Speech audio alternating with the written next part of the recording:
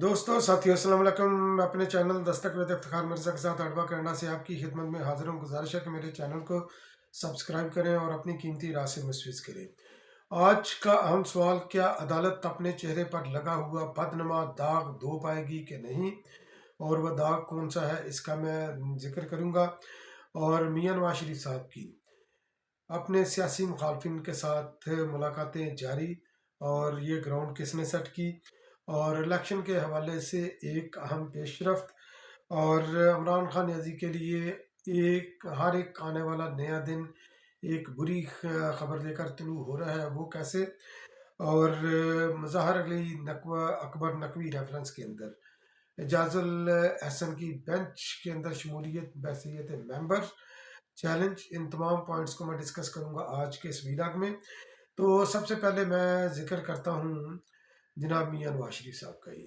तो मियां नवाज शरीफ साहब, चूँकि पहले जब मियां नवाज शरीफ साहब पाकिस्तान के अंदर आने वाले थे, या अभी उनके लिए ये ग्राउंड सेट हो रही थी, इवन कि उनके आने के बाद भी, तो वो हवा के घोड़े के ऊपर सवार थे, और तमाम मुस्लिम लीग नून हवा के घोड़े पर सवार थी। वो इस तरह कि उनको ज़मीनी हकायक का नहीं इल्म था, और वो ये समझ रहे थे कि हम आराम से प्लेट में रखकर उनको 2/3 मेजॉरिटी दे दी जाएगी, और जिसके लिए उन्होंने इस्टेब्लिशमेंट के साथ साजबाज भी किया, और तमाम जो है ना ज़मीनी हकायक किसी तरफ इशारा कर रहे थे कि, और कर रहे हैं कि इस्टेब्लिशमेंट की और नून लीग की ये आपस में यस है, और वो पाकिस्तान के अंदर एक और नया तजर्बा करने जा रहे हैं।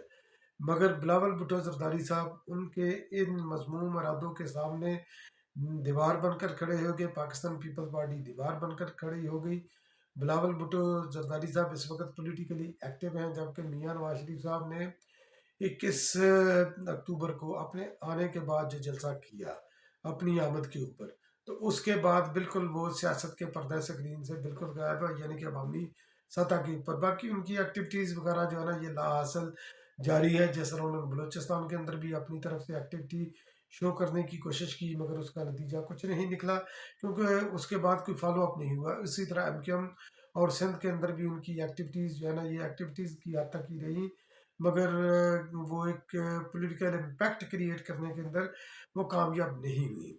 तो अभी पंजाब के अंदर भी जिस तरह ये सोच रहे थे कि हम पंजाब के अंदर पूरी तरह जो है ना ये अपना पंजाब को फिर कैप्चर कर लेंगे, जिस तरह के माजी के अंदर वो करते रहे हैं, एस्टेब्लिशमेंट के साथ मिलकर एक खिलवाड़ करते रहे हैं, तो वो उन्होंने समझा कि शायद आज का पंजाब भी वही पंजाब है।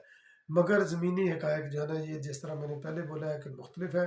तो उन्हीं हालात को भांपते हुए जनाब मियां नवाज शरीफ साहब ने एक बहुत बड़ी मुलाकात की। वो मुलाकात जनाब चौधरी शुजात हुसैन, जो कि काफ लीग के सरबराह थे, जब 2002 के इलेक्शन हुए तो काफ लीग जो है ना वो बन गई।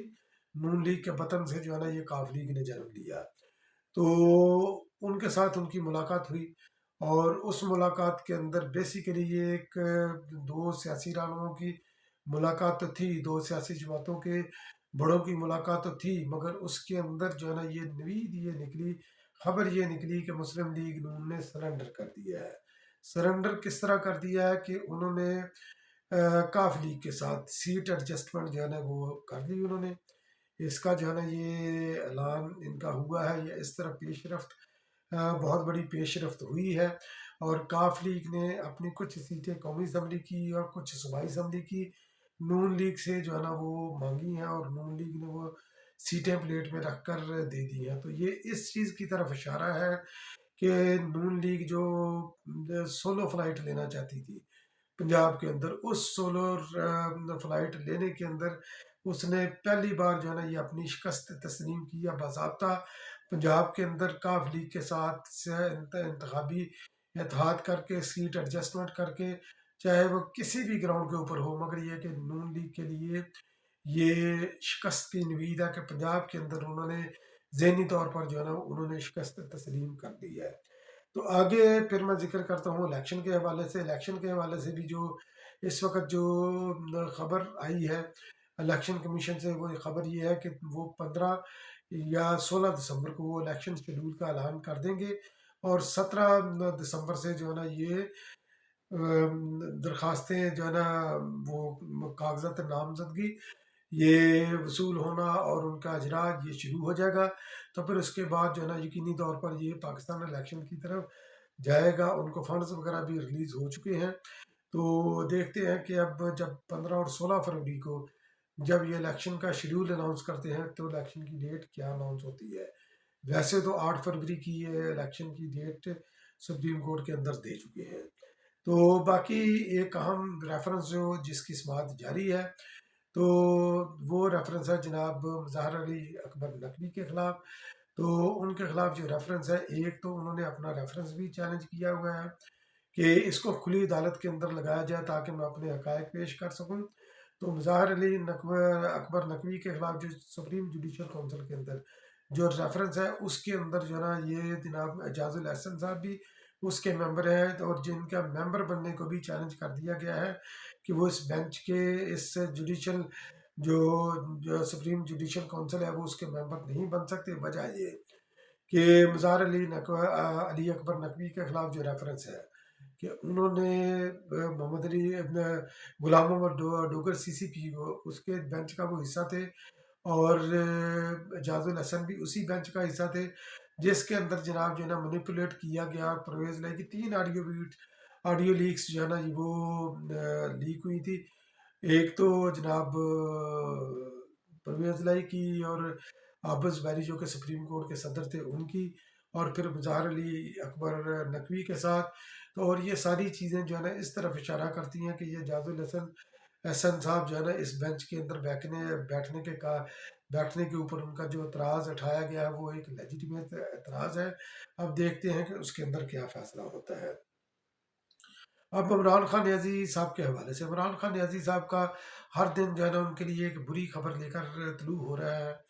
और इस वक्त जो पीटीआई ने इंट्रा पार्टी इलेक्शन किए हैं वो भी चैलेंज हो चुके हुए हैं, क्योंकि वो पार्टी के कॉन्स्टिट्यूशन के मुताबिक जो कि तरीकाकार एक वज़ा किया गया था जो कि पीटीआई ने खुद वज़ा किया था कि हर पार्टी अपने अपने अपने अंदर जो उनके इंट्रा पार्टी इलेक्शन होते हैं उसका एक तरीकाकार वज़ा करती है और उसी तरीकाकार के अंदर रहकर वो इलेक्शन करवाती है। पीटीआई ने जो हालिया इलेक्शन करवाए हैं जो जल्दबाजी में इलेक्शन करवाए गए हैं, आल्दो के वो तखीर से हुए, मगर ये कि उनका जो प्रोसेस था वो इतना जल्दबाजी में हुआ कि उसके ऊपर जो है ना बहुत बड़ा सवालिया निशान आ गया। उन्होंने अपने ही बनाए हुए पार्टी के कॉन्स्टिट्यूशन को वायलेट किया तो उसको जनाब चैलेंज कर दिया गया है। अकबर एस बाबर साहब ने ये चैलेंज किया गया है उसकी ट्रांसपेरेंसी के ऊपर, उसके तरीक़ाकार के ऊपर।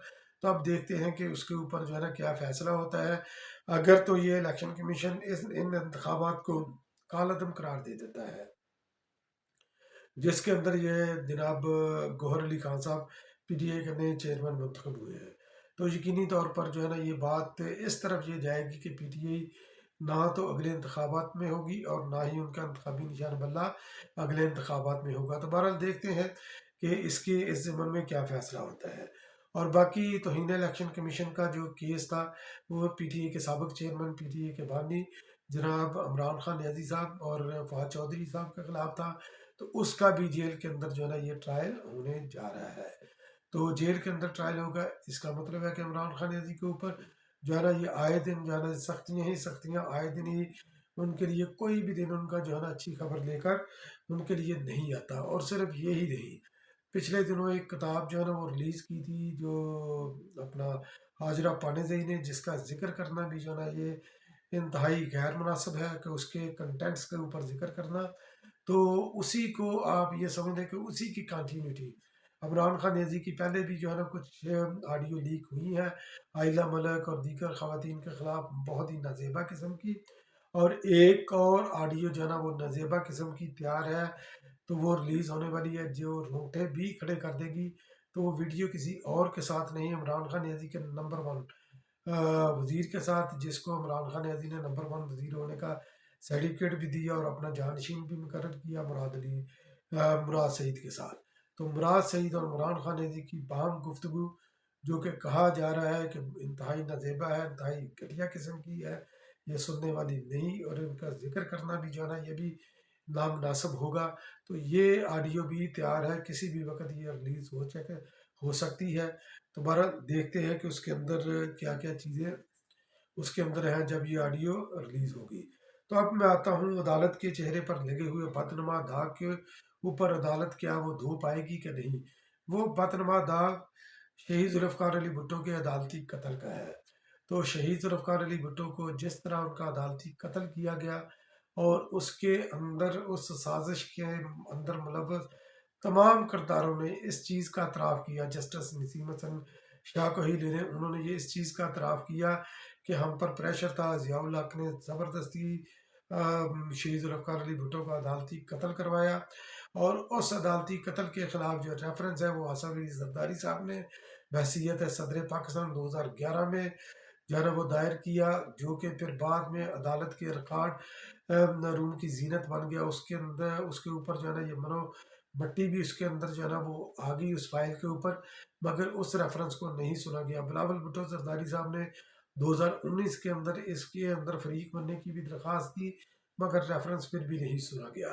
تو اب جو خبریں جو زیر گردش ہیں، تو آئندہ ہفتے جو ہے نا یہ اس ریفرنس کی سماعت ہوگی۔ شہید ذوالفقار علی بھٹو کے